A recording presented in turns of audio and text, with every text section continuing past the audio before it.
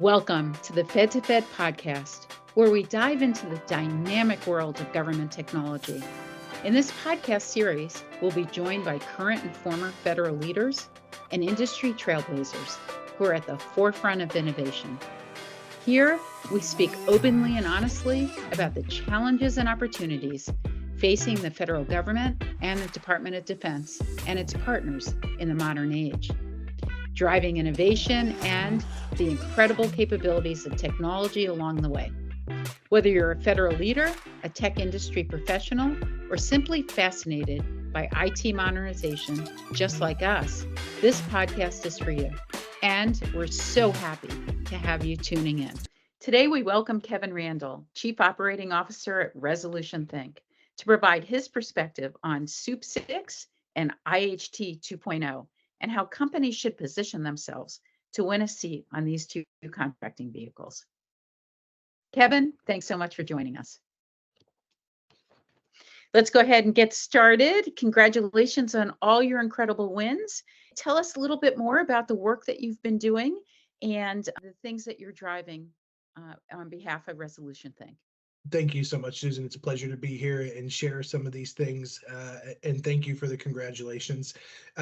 Resolution Think, 10 years in the running, unbelievable leadership through Dr. Kim Thomas, and a lot of the efforts that we're supporting now really stem from the foundation that was laid before I came on board.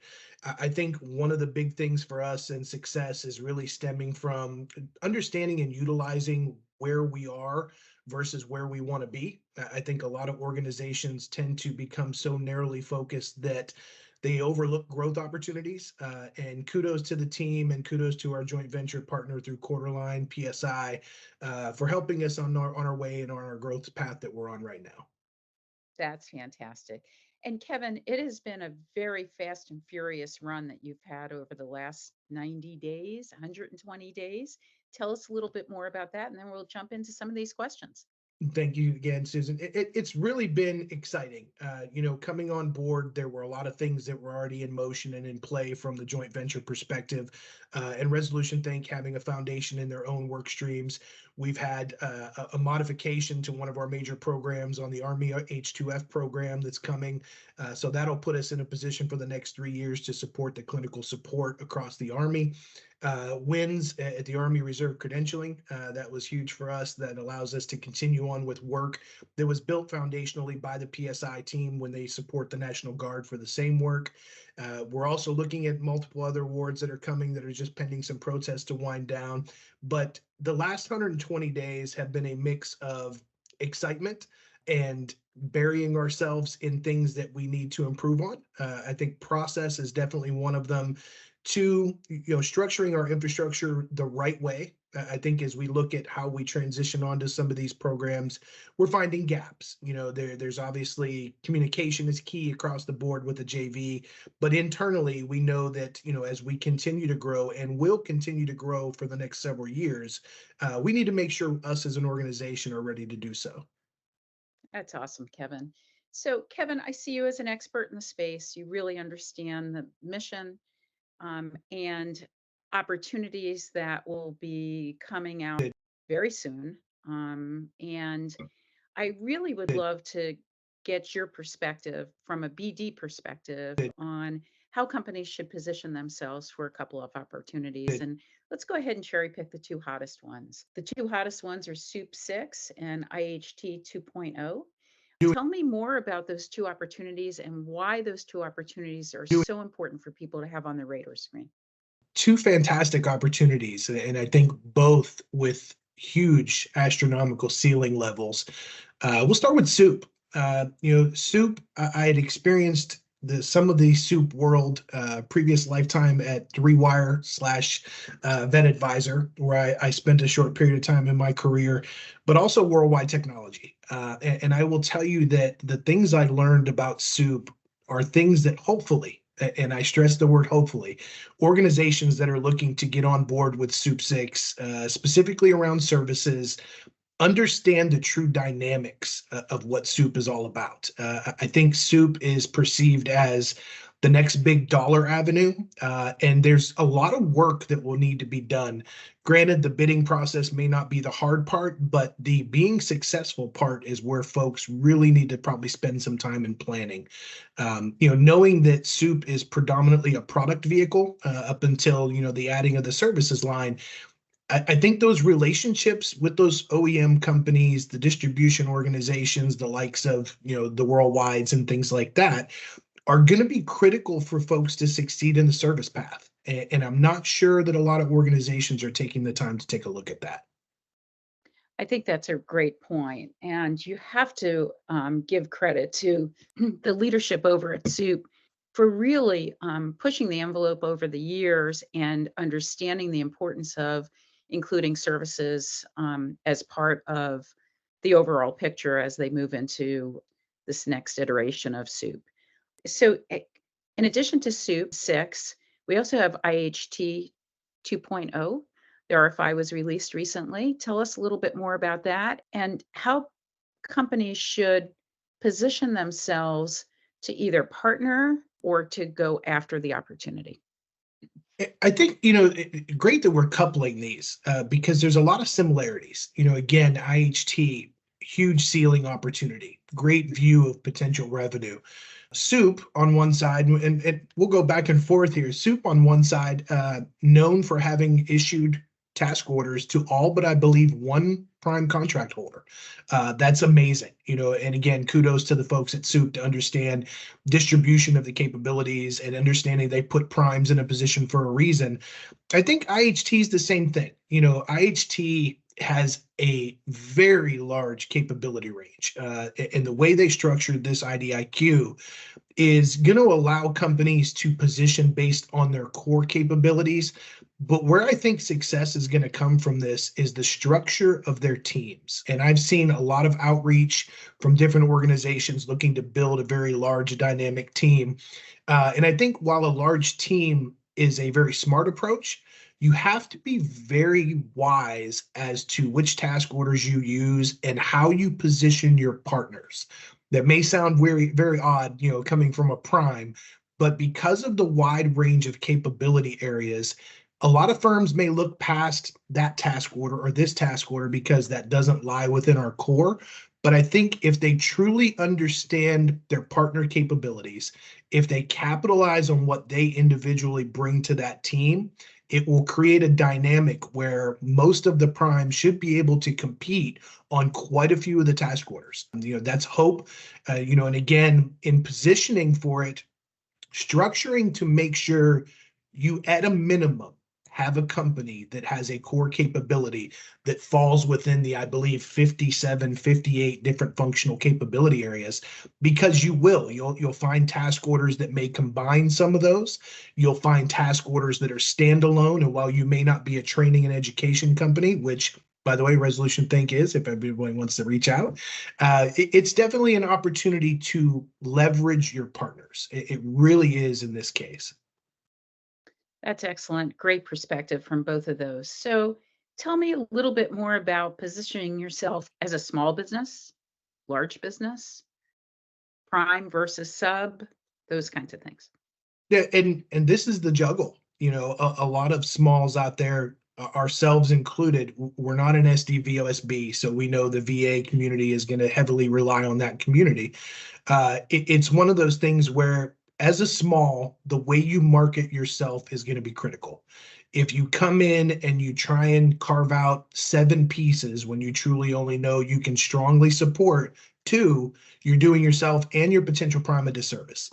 Focus in on where you truly have the qualifications to show strength in delivery around that type of task order, and market yourself as such. And I think on the flip side, the larges have a huge task. If they're looking to try and be a part of this and they're not an SDVOSB, obviously, how they look to support these teams is critical.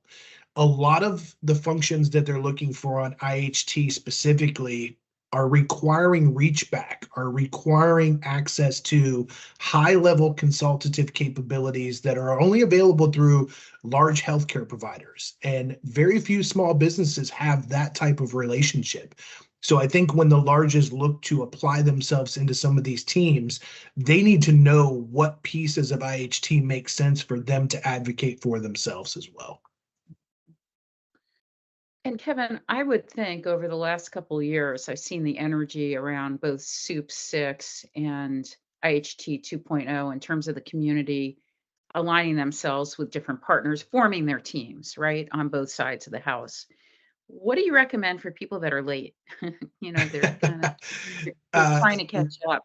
They saw it released, they're a new company, or they're like, "Oh, how did I miss this?" What do you suggest? I mean, are people too late to the game to be able to it, play? it really depends.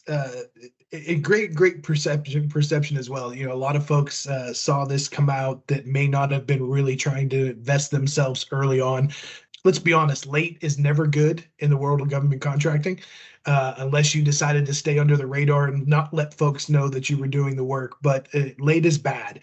But it's not to say that you don't have an opportunity. Again, I think focusing on really what you're capable of, even if you're considering priming, and the relationships of partnerships is huge. At the end of the day, I've said this to many folks, and I'll say it to the larges and the smalls. There's not a single contractor out there that does everything better than everyone. And I think that's where a lot of folks will allow company ego and company name or moniker to get in front of them, to whereas if you peel back the layers, they may not be as good as they think in certain areas. And I think reality for opportunities like this will definitely set in. And for those that are late, it's not uncommon to know who's out there in the marketplace that has been positioning. There are still folks that have open doors for outreach for folks that are looking for teams. Do your homework. Don't walk into a situation where you're one of four smalls that do the same exact thing, that you're all on the same team. You diminish your chances of potentially seeing work through a task order. And on the large side, don't oversaturate a team based on your capabilities. Again, figure out where the best value of what you are as an organization truly comes into play on the opportunity, and push to stay strong in that specific swim lane. That's great advice, Kevin. So, Kevin, I'm going to ask you this question, and you could take it in any direction you'd like. What's some secret sauce, right? Where are some gaps? Where are companies concerned that they have to fill a gap within the space? I'm thinking emerging technologies, right? We're at the cusp of what's happening in terms of pushing the envelope on AI. We're hearing quantum computing. We're hearing all these things that government is hearing about, maybe not quite ready for, right? But where are some gaps? Where is some secret sauce? Where can people or companies provide that? What is that particular opportunity for people to say, I can do this for you? They need this. I think that starts with knowing and understanding what you do well. I think when you touch on things like AI, which I won't go down that rabbit hole. I'm not a full on board user of the term AI. It's really, in my opinion, right now still in a machine learning phase. But I think there's a lot of organizations out there, small and large, that have capabilities that, rather than waiting for the opportunity for their capability to come forward, take it forward. And this stems from customer relationships. This stems from partnerships that there are current work deliverables that may benefit from what you have. Get out there and create your opportunity. If you have something that can advance or hypothetically increase the number of patients that an individual provider can see effectively in a day, and you know that your solution can be embedded in a specific way, sell it that way. Don't sell it as part of a different solution. Don't water down, something that isn't specific to what you're trying to do and deliver. Take what you have that is of value directly forward.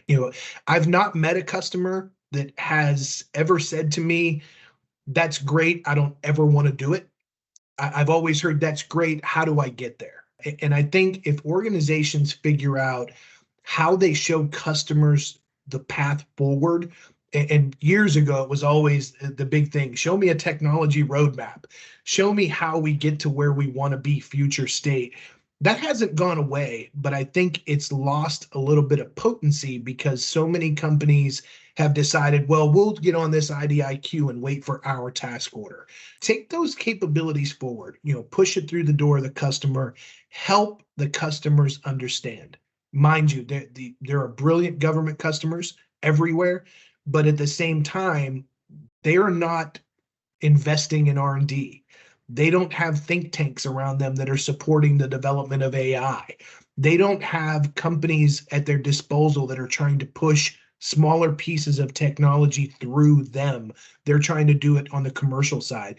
So it really is an educational process, but I stand firm. If you have a solution, don't wait. Bring the solution forward. That's great advice, Kevin. I'm really looking forward to talking with you over the next few months about some really great ideas that you have around expanding and growing business, understanding the mission, how you bring new BD people to the table, and other tips that you might have as an experienced business development leader, but also senior executive in terms of the work that you're doing on behalf of the small business, but you've been in small, mid-tier, and large businesses as well to provide that perspective. So we're really looking forward to that. And I thank you so much for today's session, and I can't wait for the next one. Absolute pleasure. I'm looking forward to it. This concludes today's episode of the Fed to Fed podcast. If you enjoyed this episode, please don't forget to subscribe, rate, and leave a review. Your feedback helps us continue bringing you thought-provoking conversations with the brightest minds in government technology. Stay tuned for our next episode, where we will continue to explore opportunities to harness the power of technology and explore what's next in developing a more innovative and efficient government. Until then, this is the Fed to Fed podcast by GovTech Connects. Thank you for joining us.